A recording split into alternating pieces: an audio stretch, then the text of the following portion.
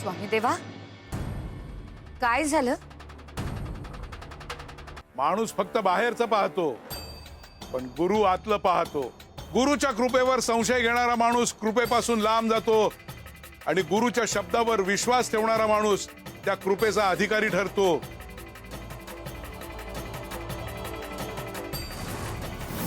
नारळ बाहेरून नासलेला दिसत होता, पण आम्ही त्यातलं तीर्थ पाहिलं.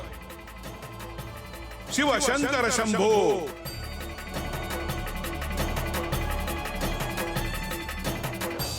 मी खरंच करंट आहे मी. अरे नक्की काय झालं ते तरी सांग. अहो काय आठवलंय तुम्हाला? अरे राजाराम, स्वामींनी दिलेल्या तीर्थाचा आणि हिच्या बोलण्याचा संबंध काय आहे? आहे, खूप मोठा संबंध आहे. त्या दिवशी स्वामींनी मला जे तीर्थ दिलं होतं तो प्रसाद नव्हता, तो आशीर्वाद होता. तो कृपेचा संकल्प होता. पण मीच मूर्ख निघालो. स्वामी माझी परीक्षा घेत होते. नासक्या नारळातलं तीर्थ देऊन ते बघत होते की मी खरंच त्यांच्यावर विश्वास ठेवतो का. श्रद्धेची परीक्षा. हो, आणि मी त्या परीक्षेत नापास झालो. मी ते तीर्थ प्राशनच केले नाही. मी ते पीत असल्याचं नाटक केलं आणि माझ्या सदऱ्यावर सांडून घेतलं. घरी गेल्यावर मी तो सदरा काढून ठेवला धुवायचा म्हणून, आणि आज सकाळी ही खेळत होती. खेळता खेळता तिने सदऱ्याचा तोच भाग तोंडात घेतला आणि चावला. ते तीर्थ तिच्या मुखाला लागला आणि तिचा उद्धार झाला.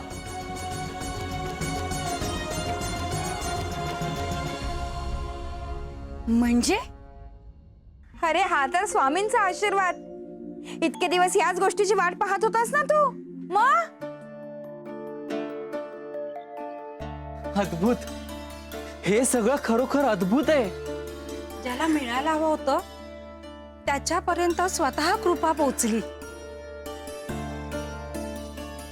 मला माफ करा स्वामी, मी तुमच्या शब्दावर विश्वास ठेवला नाही. तुमच्या प्रसादावर संशय घेतला, पण तुम्ही कृपा करणं थांबवलं नाहीत. अरे तुझ्या कर्मामुळे तुझा उद्धार झाला नाही. विद्वान होण्याचा आशीर्वाद तुझ्या पुढच्या पिढीला लाभणार होता, तो हिलाच लाभणार होता. अरे तेच विधी लिखित होतं. म्हणजे स्वामी देवा, आम्हाला काही कळत नाहीये. ही लहान मुलगी आणि आशीर्वाद याचा काय संबंध? हा संबंध फक्त ह्या जन्माचा नाही, जन्मोजन्मीचा आहे. मागच्या जन्मी देखील तुम्ही दोघं बाप लेकच होता.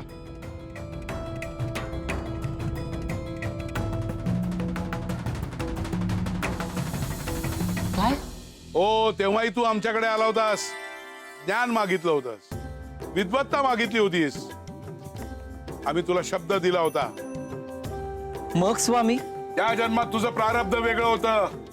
आयुष्य संपलं, वेळ संपली, पण मात्र आमचा शब्द बाकी राहिला.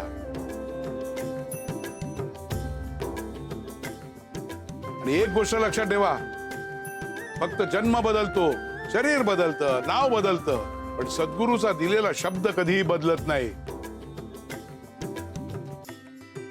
आम्ही दिलेला शब्द पूर्ण करण्यासाठीच तुम्हाला ह्या जन्मी पुन्हा बाप लेकीच्या नात्यात भेटवलं. त्या ज्ञानाचा आशीर्वाद मागच्या जन्मी बाकी राहिला होता, तो आज पूर्ण झाला. काळ बदलतो, जन्म बदलतात, पण गुरु कृपेचा संकल्प बदलत नाही. गुरु विसरत नाही रे, भक्त विसरतो. विधी लिखिताला वेळ लागू शकतो, पण सद्गुरूंनी दिलेला शब्द कधीच अपुरा राहत नाही.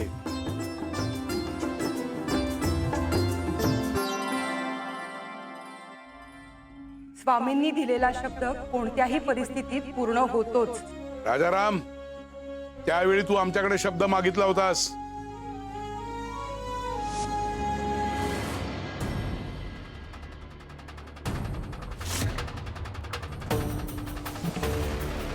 गुरुदेव,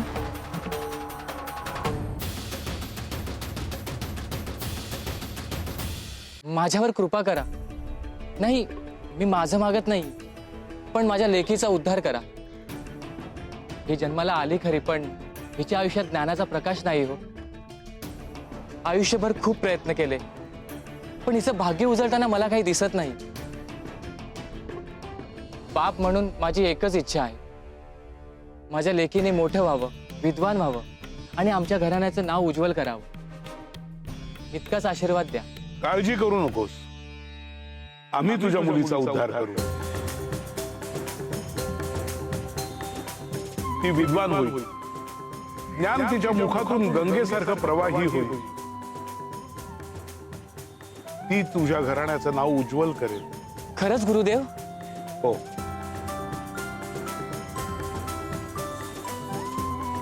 प्रत्येक गोष्टीची एक योग्य वेळ असते. बीज पेरलं की त्याच क्षणी फळ मिळत नाही. ऋतू यावा लागतो, वेळ यावी लागते, प्रारब्धाची गाठ सुटावी लागते आणि मगच कृपेचं फळ प्राप्त होतं.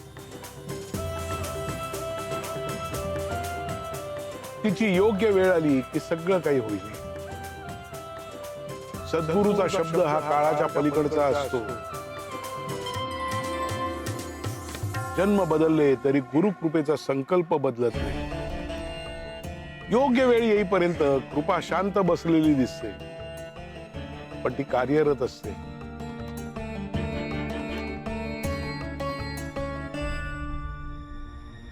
धन्य झालो गुरुदेव, धन्य झालो.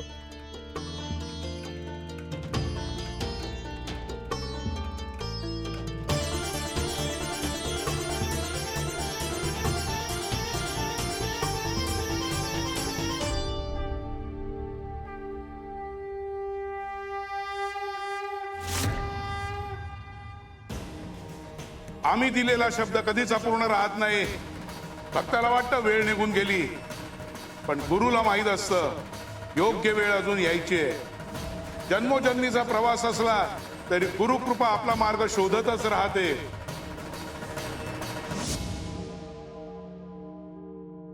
स्वामी, म्हणजे इतक्या जन्मानंतरही तुम्ही तो शब्द विसरला नाहीत? अरे आम्ही विसरलो तर गुरु कसले? तुझ्या लेकीचा उद्धार मागच्या जन्मात नाही, ह्याच जन्मात लिहिलेला होता आणि तुला दिलेला शब्द आम्ही पूर्ण केला.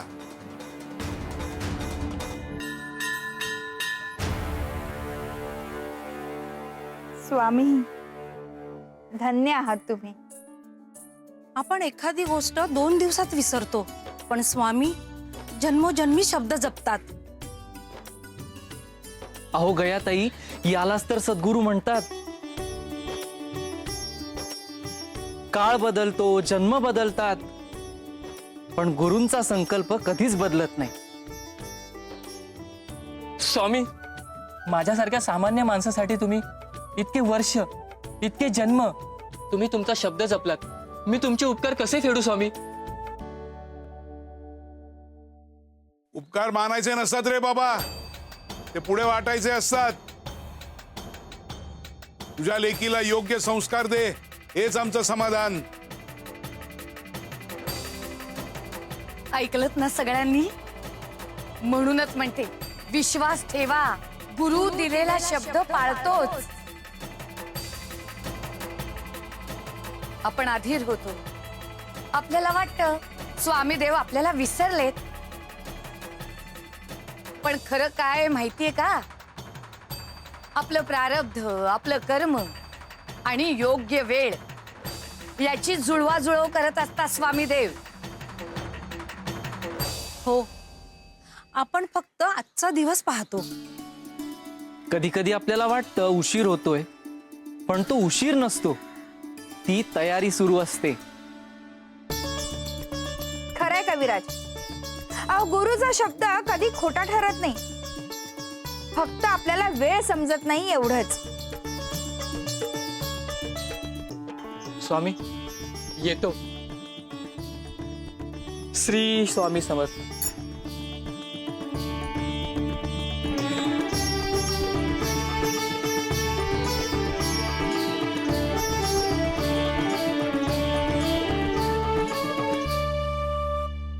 श्री स्वामी समर्थ. काय गौरी, आनंदी दिसतेस. तुमच्या कृपेने सगळं छान चाललंय स्वामी.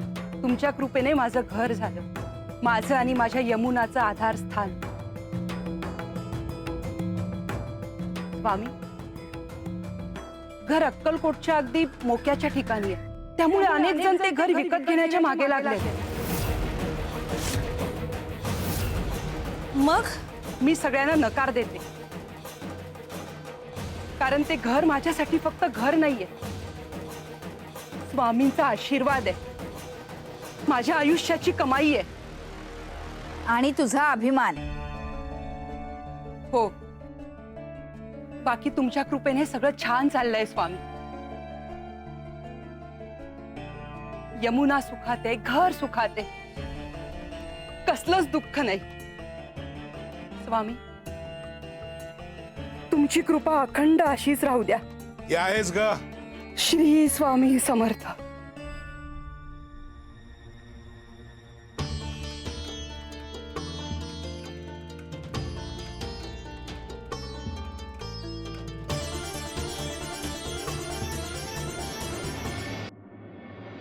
स्वामी देवा, काय झालं? तिला वाटतंय सगळं छान आहे. म्हणजे स्वामी, म्हणजे काही संकट आहे का तिच्यावर? प्रत्येक वेळेस दिसतं तसंच नसतं. कधी कधी माणूस संकटाला दाराबाहेर शोधत असतो, संकट त्याच्या सावलीत उभं असतं.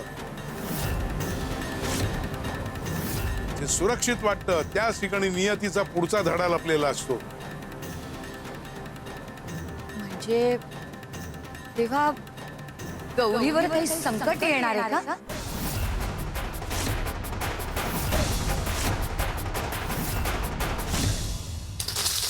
अहो, कोण आहात तुम्ही? आणि हे काय करताय? अहो, मी काय विचारते, हे काय करताय तुम्ही? कोण आहात? अहो, थांबा ना, हे काय करताय तुम्ही? काय चाललंय हे सगळं? थांबा. हे सगळं काय चाललंय? पैशाचा असा अपमान करणं शोभतं का तुम्हाला? अपमान? अपमान नाही हो. अहो, उलट आमचे मालक तुमच्यावर मेहरबानी करतायत. मालक? कोण मालक? आणि कसली मेहरबानी? सरदार यशवंतराव.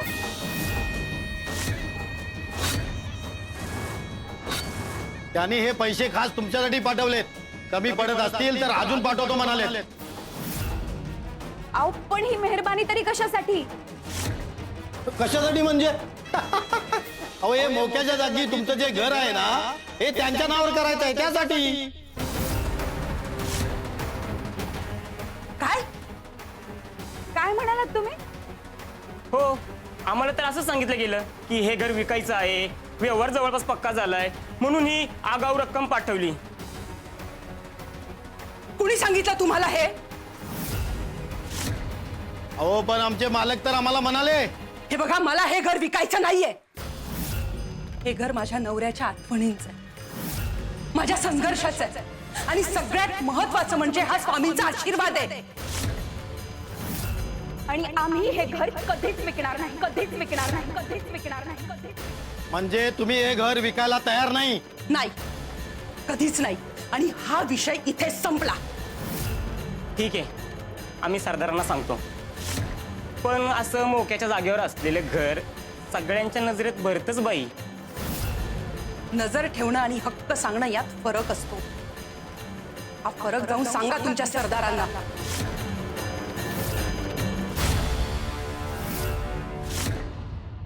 प्रत्येक वेळेस दिसतं तसंच नसतं.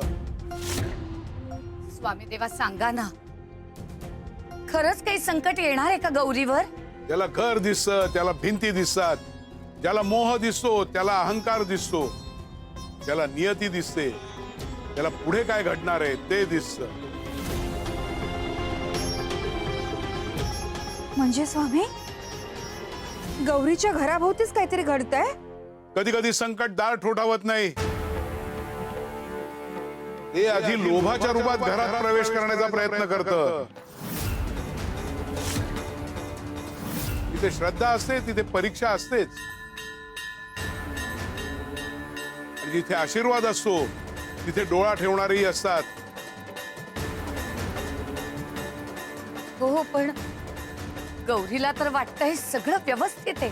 हो आणि म्हणूनच ती निर्धास्त आहे. जेव्हा माणूस म्हणतो ना माझ्याकडे सगळं काही आहे, तेव्हाच नियती त्याला विचारते, हो खरंच? म्हणजे ही फक्त घराची गोष्ट नाही, त्यामागे नक्कीच काहीतरी मोठं आहे.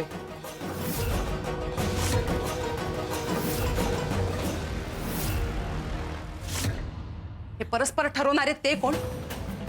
माझं घर मला विकायचं आहे की नाही हे ठरवणारे ते कोण? सरदार सरदार आहेत ते सरदार यशवंतराव.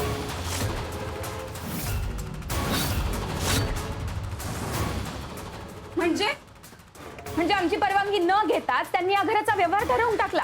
अहो आमच्या सरदारांना कुणाच्या परवानगीची गरज लागत नाही. त्यांची इच्छा झाली की अर्ध काम झालं असं समजा. हे बघा, सरदार असल्याचा हा माज दुसरीकडे दाखवा त्यांना म्हणावं, इथे नाही. हे घर आम्हाला विकायचं नाही. आम्ही राहतो इथे. आणि हा आमच्या पुढच्या पिढ्याही इथेच राहतात. ऐकलंस? पुढच्या पिढ्या म्हणे. काय झालं? हसताय कशाला? अहो आमच्या मालकाला हे घर हवाय म्हटल्यावर तुम्हाला वाटतं यापुढे तुम्ही या घरात राहाल म्हणून? धमकी देताय का तुम्ही? अहो नाही नाही, आम्ही तर तुमच्या फायद्याच बघत होतो. सरदार घराची किंमत चांगली देत आहेत, खूप चांगली. दुसरं कोणी देईल त्याच्या दुप्पट. गरज पडले तर अजून वाढवतील, पण हे घर ताबडतोब त्यांच्या नावावर करा. हे बघा, हे कागद पण तयार आहेत. तुम्ही फक्त अंगठा द्या, बाकी औपचारिकता आम्ही तयार करू, आम्ही बघून घेऊ. अहो एवढ्या पैशात मस्त वाडा घ्या, ऐशोआरामात राहा. हे बघा यमुना,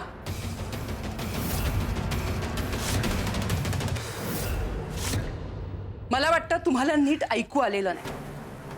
हे घर विकण्यासाठी नाही. तुमच्या मालकांना सांगा दुसरं कुठलं तरी घर शोधायला. हे नाही, कधीच नाही. म्हणजे तुम्ही सरदार यशवंतरावांना नकार देताय? मी पैशाला नकार देतीये, माझाला नकार देतीये, आणि सगळ्यात महत्वाचं म्हणजे माझ्या स्वाभिमानाचा सौदा करायला नकार देतीये. आणि आमचा निर्णय बदलणार नाही. धन माणसाला मोठं बनवत नाही, पण धनाचा मोह माणसाला आंधळ नक्की बनवतो. गौरी, आज तू डगमगली नाहीयेस. हेच धैर्य कायम ठेव.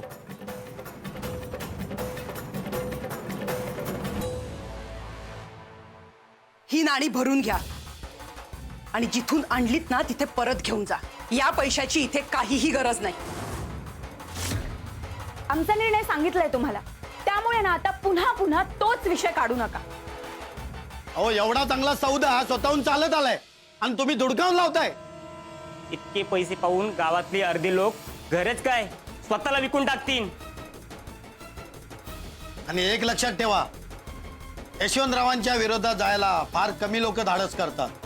खरं तर कुणीच करत नाही, आणि ज्यांनी केलं त्यांचे परिणाम चांगले झाले नाही. म्हणजे ही धमकीच होती तर? जाऊन सांगा तुमच्या मालकांना मी स्वामी समर्थांची भक्त आहे, आणि स्वामींच्या भक्तांना अशा कोणत्याही परिणामांची भीती वाटत नाही. ज्यांच्या पाठीशी सद्गुरू उभे असतात ते अशा कोणत्याही परिणामांना घाबरत नाही. धनाची ताकद असेल तुमच्या मालकांकडे, सत्तेचीही ताकद असेल, पण माझ्याकडे श्रद्धेची ताकद आहे, आणि ही श्रद्धेची ताकद कोणत्याही सत्तेच्या ताकदीपेक्षा नेहमीच मोठी असते. आम्ही हे घर विकणार नाही, हा आमचा अंतिम निर्णय आहे. जा, निघा आता. ठीक आहे, आम्ही जाऊन सांगतो सरदारांना.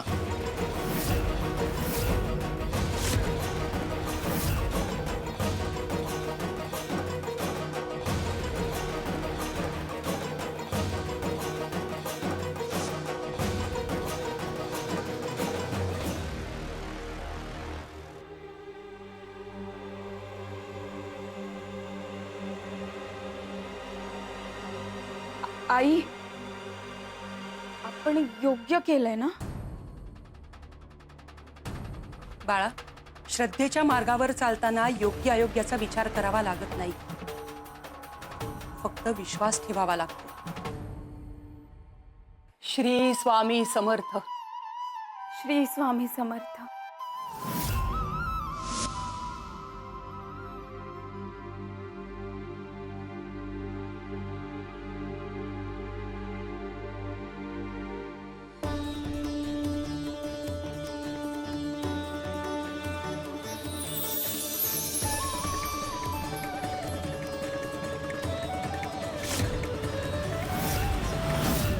एकमुखी रुद्राक्ष.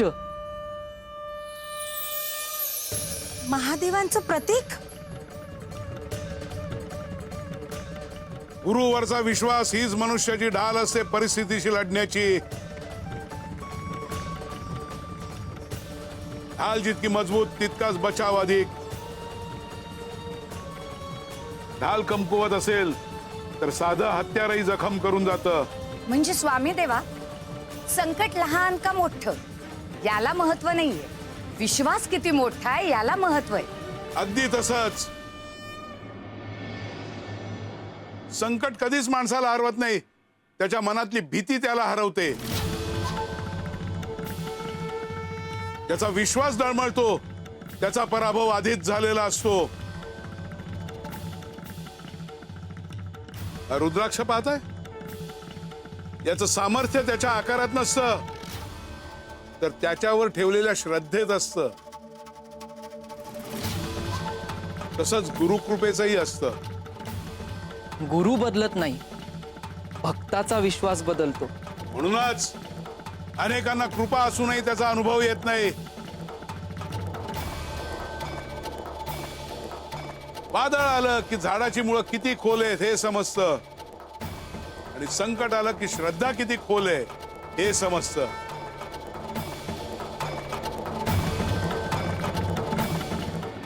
वादळ आलं की झाडाची मुळं किती खोल आहेत हे समजतं, आणि संकट आलं की श्रद्धा किती खोल आहे हे समजतं.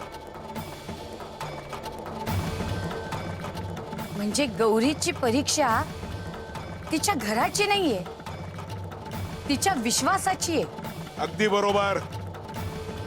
घरावर संकट आलं तर माणूस दुसरं घर बांधू शकतो, धन गेलं तर पुन्हा मिळवू शकतो, पण विश्वास तुटला तर माणूस आतून कोसळतो.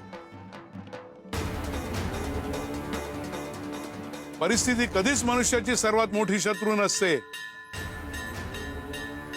स्वतःच्या श्रद्धेबद्दल निर्माण झालेला संशय हाच खरा माणसाचा शत्रू असतो.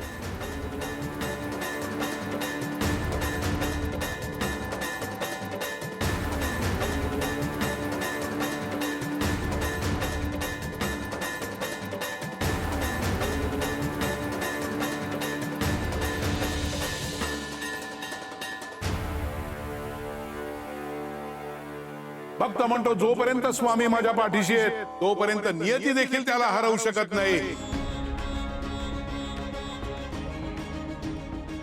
कारण गुरुकृपा म्हणजे संकट नाहीस होणं नव्हे, तर गुरुकृपा म्हणजे संकटासमोर धाडसानं उभं राहण्याचं सामर्थ्य मिळणं.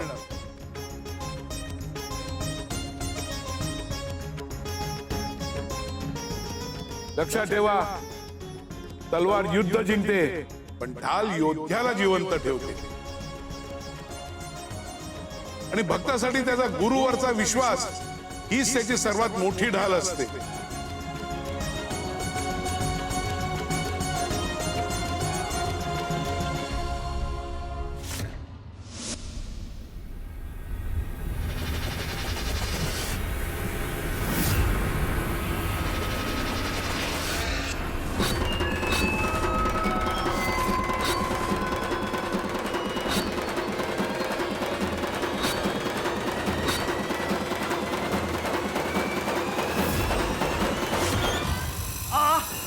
थोडं हळू, माझं बोट. ए शांत बस, आता अजून दुखल. पण सकाळपासून हे चाललंय, नाही निघत हो, नाही निघत. यशवंतराव, यशवंतराव, मी कुठं नाही बोलत आहे, यशवंतराव. यशवंतराव, ही अंगठी मला माझ्या सासऱ्यांनी दिली हो 5 वर्ष आधी, अधिक मासाचं वाण म्हणून हो. पण तेव्हा सहज बसायची, पण 5 वर्षात माझं वजन वाढलं आणि पोट जाड झाले. आता काय केलं निघत नाही हो.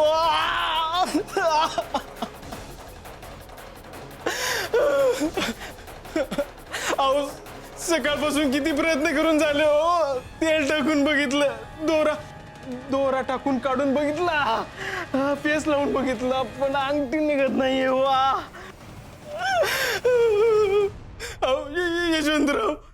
यशवंतराव, मला माहिती आहे तुम्हाला ही अंगठी आवडली आहे, मला कळते. पण ही सोडा, मी तुम्हाला अशीच दुसरी बनवून देतो, जशीच्या तशी. हिरा तोच, नक्षी तशीच, जशीच्या तशी. भिकारी समजलास काय मला? दुसरी अंगठी बनवून देईन म्हणे. या यशवंतरावला पैशाची कमी असं वाटतंय तुला? मी ठरवलं ना, तशा 10 अंगठ्या विकत घेईन, 20 घेईन, 100 घेईन. पण मला दुसरी अंगठी नकोच आहे. मला हीच अंगठी हवी, तू घातलेली. कारण या यशवंतरावाला जी गोष्ट आवडते त्याला तीच गोष्ट हवी असते, दुसरी नाही, पर्याय नाही, सबब नाही. मला हीच अंगठी हवी. सरदार बरोबर बोलतात.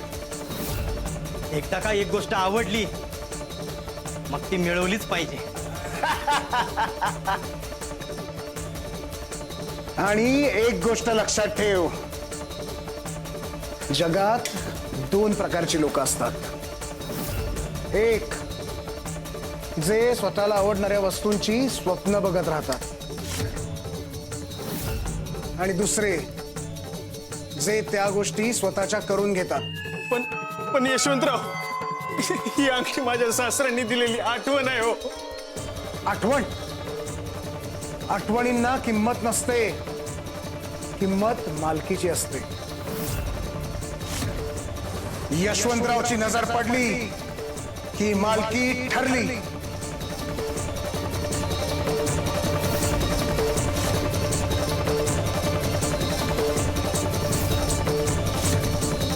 स्वामी देवा, पुन्हा काहीतरी पाहताय ना तुम्ही? आवड मनातून जन्म घेते आणि हव्यास अहंकारातून. ज्याला एखादी गोष्ट आवडते तेव्हा तो तिचं सौंदर्य पाहतो, पण ज्याला तिचा हव्यास असतो तो तिच्यावर मालकी हक्क गाजवतो. हव्यासाला वस्तू नको असते, त्याला जिंकायचं असतं. म्हणूनच काही लोकांकडे सगळं असूनही समाधान नसतं. हो, कारण समाधान संपत्तीत नसतं, समाधान मर्यादेत असतं. माणूस जेव्हा म्हणतो हे माझ्याकडे आहे तोपर्यंत तो सुरक्षित असतो, पण ज्या क्षणी तो म्हणतो हे दुसऱ्याकडे का आहे त्या क्षणी त्याचा अधप्पात सुरू होतो. म्हणजे स्वामी, दुसऱ्यांच्या वस्तूवर डोळा ठेवणे याचा शेवट विनाशात होतो, बरोबर? तेच, दुसऱ्याच्या वस्तूवर डोळा ठेवणारा माणूस एक दिवस स्वतःचा विवेक हरवून बसतो. लोभाला सीमा नसते, म्हणूनच लोभाचं शेवटचं पाऊल अनेकदा पापात घडतं.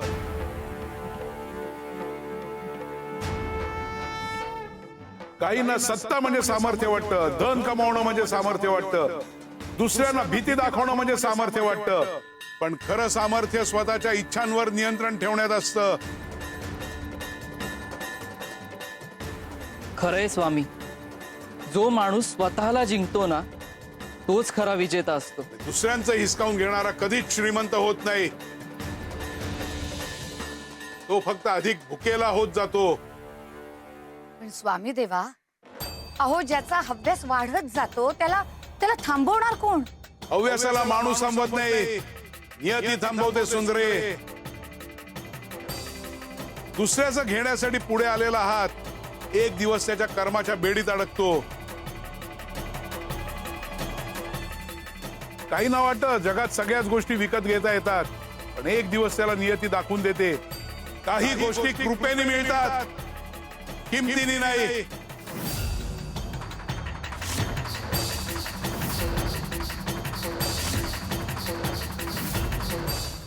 सरदार मी पुन्हा एकदा प्रयत्न करून बघतो. नाही नाही नाही नाही बस बस करा हो बस करा.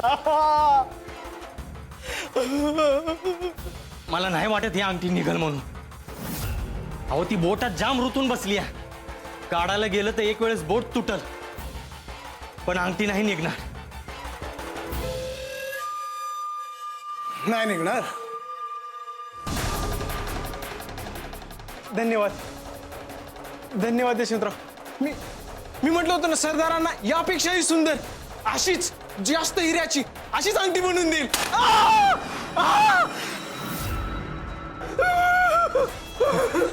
अरे देवा. माझे भाऊ.